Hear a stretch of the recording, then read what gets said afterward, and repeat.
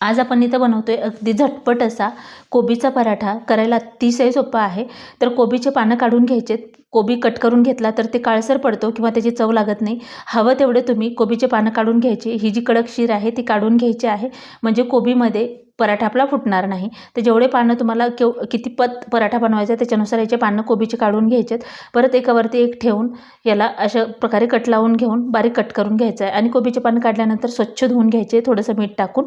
आता हे कोबीचे पानं छान अशी बारीक पातळ अशी कट करून घ्यायचे, म्हणजे पराठा जे आहे ती व्यवस्थित असा होतो आणि मुलांना सुद्धा जाणीव होत नाही की आपण हे कोबीचा पराठा खाल्लाय म्हणून. याच्यामध्येच कोवळी कांद्याची पात टाकून घेतलेली आहे, एक मुठ्ठी भरून, आणि एक कांदा बारीक कट करून घेतलेला आहे, हाही टाकून घ्यायचा आहे.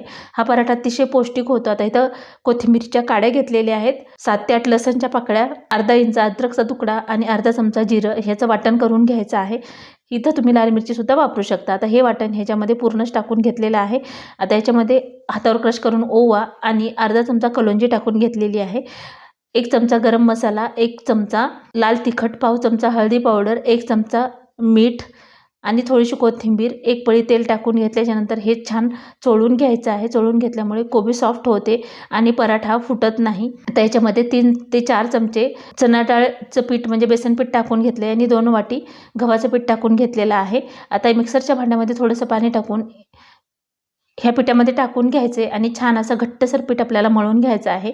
इथं तुम्ही फक्त 5 मिनिटासाठी हे पीठ रेस्टला ठेवू शकता. मळल्यानंतर जास्त वेळ ठेवलं तर पीठ कोबीमुळे सलसर होतं.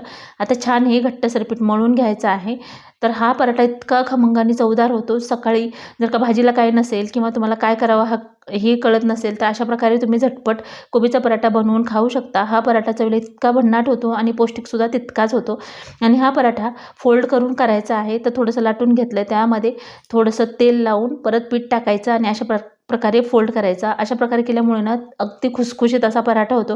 तुम्ही डायरेक्टच असा जर पराठा लाटून घेतला ना तर वातड होतो आणि निब्बर होतो. हा पराठा 2 दिवस जरी ठेवला तरी अगदी खुसखुशीत आणि सॉफ्ट असा राहतो.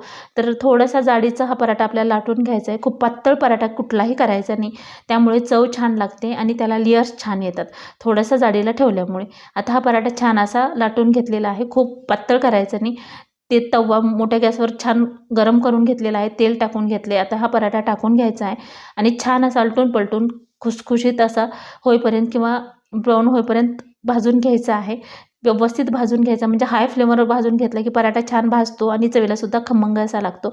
तर आजचा हा झटपट पराठा, आजची कोबीच्या पराठ्याची रेसिपी तुम्हाला कशी वाटली ती कमेंट करून नक्की सांगा. व्हिडिओ आवडला असेल तर लाईक करा, शेअर करा, सबस्क्राईब करा आणि पूर्ण रेसिपी पाहिल्याबद्दल धन्यवाद.